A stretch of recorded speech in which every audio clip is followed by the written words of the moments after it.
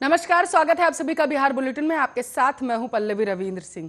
बिहार के मुख्यमंत्री नीतीश कुमार ने रविवार को राज्य सरकार के कर्मचारियों के लिए बड़ा ऐलान कर दिया। सरकार ने 7वें वेतन आयोग के तहत सरकारी कर्मचारियों के महंगाई भत्ता में इजाफा करने का फैसला कर लिया है और इसके साथ साथ बिहार सरकार के कर्मचारियों के लिए अच्छी खबर है। मुख्यमंत्री नीतीश कुमार ने रविवार को राज्य सरकार के कर्मचारियों और पेंशनरों के लिए महंगाई भत्ते में 11% का इजाफा करने का बड़ा ऐलान किया। बताते चले कि महंगाई भत्ते में वृद्धि 7वें वेतन आयोग के तहत की गई है और यह फैसला 1 जुलाई से प्रभाव में आ जाएगा। साथ ही उन्होंने महिला विद्यार्थियों और कृषि क्षेत्र से जुड़े कई विषयों को लेकर कई घोषणाएं की हैं।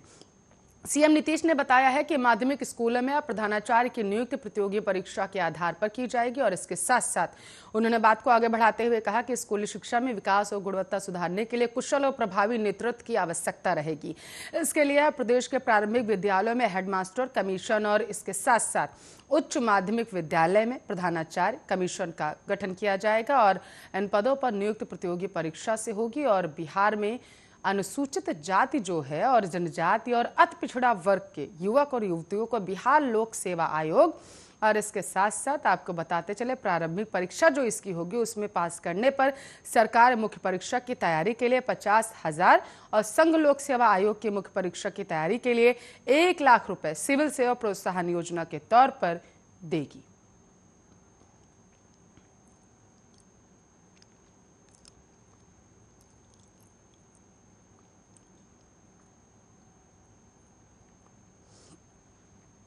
भाजपा कार्यालय में जनता की समस्याओं को सुनने के लिए रविवार को छोड़कर हर दिन मंत्रियों आपको बताते चले का दरबार लगता है। मंगलवार को इस दरबार में सिर्फ फरियादी ही दिखे क्योंकि तीनों मंत्री उप मुख्यमंत्री तारकिशोर प्रसाद, स्वास्थ्य मंत्री मंगल पांडे और उद्योग मंत्री शाहनवाज हुसैन गायब दिखे हैं। प्रदेश कार्यालय द्वारा दिन निर्धारित होने के बावजूद ये सभी मंत्री नदारद रहे। बाद में आनन फानन में पार्टी ने फरियादियों को सुनने के लिए PHED मंत्री रामप्रीत पासवान को बुलाया था और इसके बाद पार्टी के बुलावे पर कार्यालय पहुंचे मंत्री कुछ देर फरियादियों के लिए बैठे और फिर यह कहते हुए वहां से निकल पड़े कि उन्हें मंदिर जाना है। भाजपा कार्यालय में लगने वाले जनता दरबार में सप्ताह में 6 दिन अलग अलग मंत्री जनता की शिकायतें सुनने के लिए आपको बताते चले मौजूद रहते हैं और इसके साथ साथ दरबार से मंत्रियों की गैर मौजूदगी पर फरियादी नाराज दिखे। ज्यादातर फरियादी स्वास्थ्य मंत्री मंगल पांडे से मिलने वहां पर पहुंचे थे। बिहार के विभिन्न जिलों से अपनी बहाली से जुड़ी शिकायत लेकर पहुंची ANM की माने तो उन्हें इसकी जानकारी ही नहीं थी कि आज मंत्री नहीं बैठेंगे। मंत्रियों की गैर मौजूदगी पर पार्टी के नेता सफाई देते अब नजर आ रहे हैं। पार्टी नेताओं की माने तो जरूरी बैठकों के कारण सभी मंत्री जनता दरबार में शामिल न हो सके।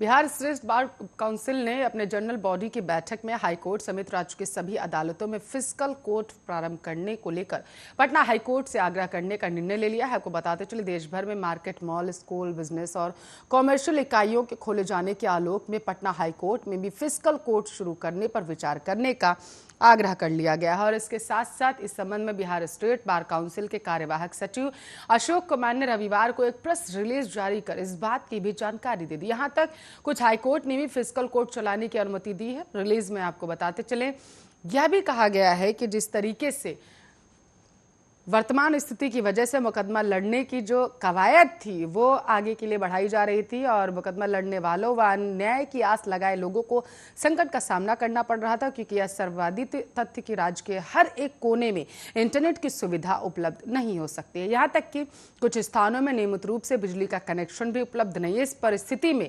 फिस्कल कोर्ट का होना कहीं ना कहीं अनिवार्य माना जा रहा था और सभी के लिए न्याय दिलाने की संवैधानिक जो वचनबद्धता को पूरा करने का इस पूरे मामले में जवाब भी होता है।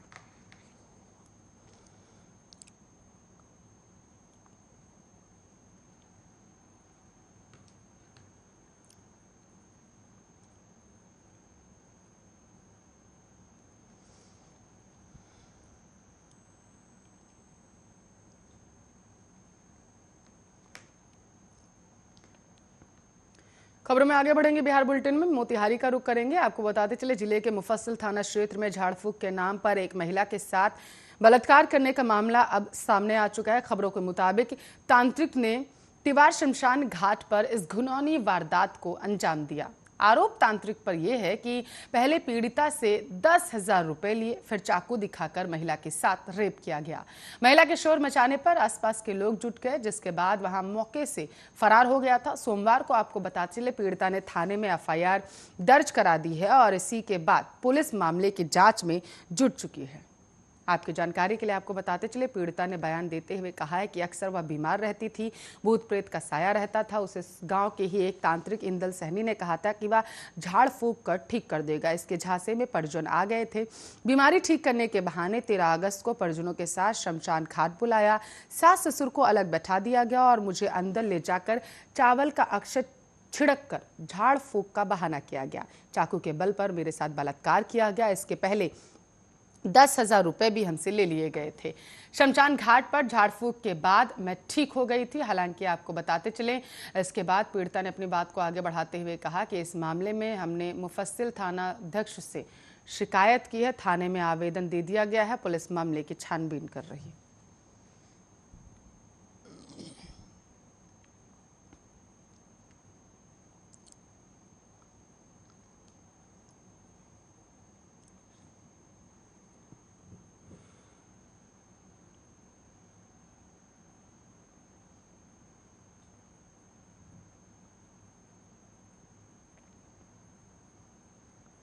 शैक्षिक सत्र 2020 और 2021 में 2021 और 2022 में बिहार के प्रारंभिक स्कूलों में पढ़ने वाले 1 लाख करोड़ के आसपास जो छात्र हैं, आपको बताते चले उनका जो भविष्य है वो अधर में लटका हुआ है। शिक्षा विभाग को इसको लेकर 402 करोड़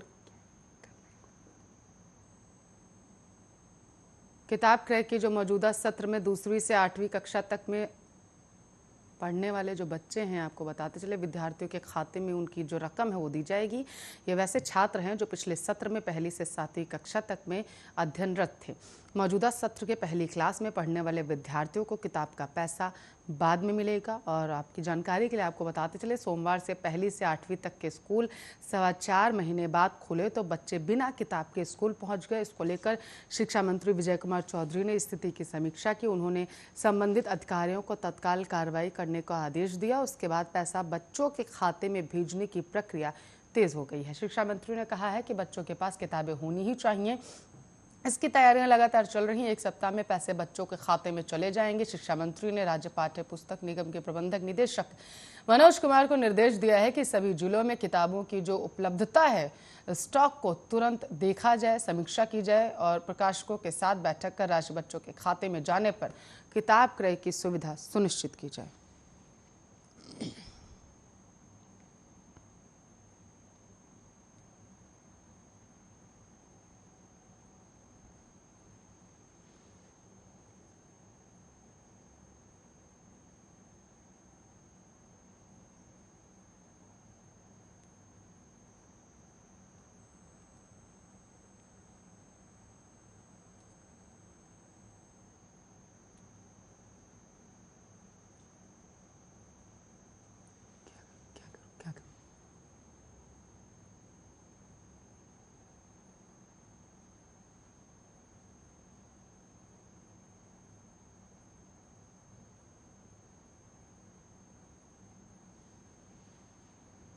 बिहार में पंचायत चुनाव की तिथियों को लेकर संशय लगातार जारी है। राज्य चुनाव आयोग सितंबर से नवंबर तक चुनाव कराना चाहता है, लेकिन आपको बताते चले 17 जिलों में बाढ़ की स्थिति को देखते हुए चुनाव कराना बड़ी चुनौती बन सकता है। जानकारी के अनुसार चुनाव की तारीख का कोर्ट फैसला लेने के पहले राज्य सरकार जिलों में बाढ़ की स्थिति को लेकर जिलाधिकारियों से इस पूरे मसले पर फीडबैक लेने की तैयारियां अब करने लगा है। संभव है कि बाढ़ प्रभावित इलाकों में पंचायत चुनाव की तिथि आगे बढ़ा दी जाए।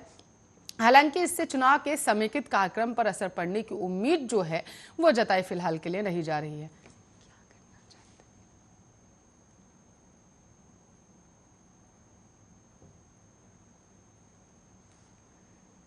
आपको बताते चलें कि राज्य निर्वाचन आयोग ने जिलों से आई रिपोर्ट के आधार पर 10 चरणों में पंचायत चुनाव कराने की तैयारियों को लगभग पूरा कर लिया है। आयोग शुरुआती चरणों के चुनाव कार्यक्रम में भले ही फेरबदल कर रहा हो, लेकिन प्रक्रिया को नवंबर तक के लिए खत्म करने की पूरी कोशिश जारी रहेगी।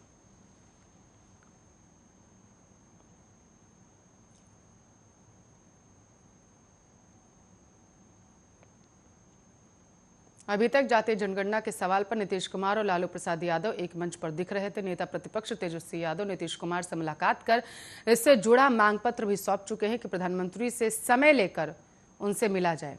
हालांकि आपको बताते चले, नीतीश कुमार ने इस पूरे मसले पर पीएम नरेंद्र मोदी को पत्र भी लिखा है, जिसका कोई जवाब अभी तक नहीं मिला है। जानकारी के अनुसार जवाब न मिलने का समय बताया गया है। आरजेडी की मांग यह भी है कि अगर केंद्र सरकार जातीय जनगणना नहीं कराती है तो बिहार सरकार कर्नाटक सरकार की तर्ज पर बिहार में अपने खर्चे से जातीय जनगणना कराएगी। इस राजनीतिक बयानबाजी और मांग के बीच राष्ट्रीय जनता दल ने जेडीयू से, आपको बताते चले, आरक्षण पर स्थिति स्पष्ट करने की मांग भी कर ली है। आरजेडी प्रवक्ता चितरंजन गगन ने यह मांग की है कि जाति जनगणना की राजनीति आरक्षण की तरफ घूम रही है तो इसमें कोई आश्चर्य न होगा। मंडल आयोग की, आपको बताते चले, शीर्ष सिफारिशों में सरकार से किसी तरह की मदद लेने वाली निजी संस्थाओं में भी आरक्षण लागू करने का प्रस्ताव है।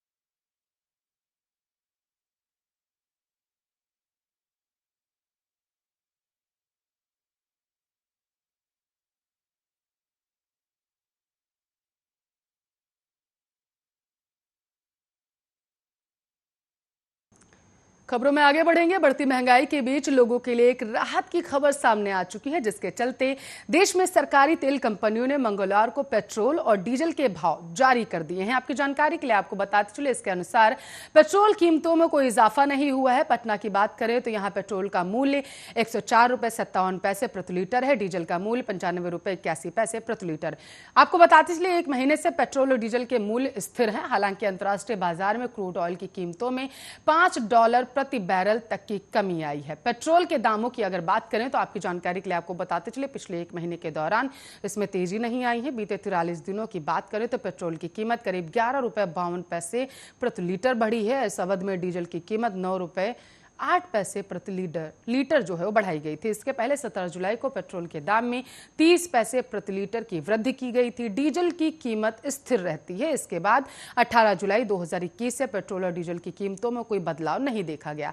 पटना में आज पेट्रोल 104 रुपये 57 रुपये प्रति लीटर और डीजल 95 रुपये 81 पैसे प्रति लीटर बिक रहा है।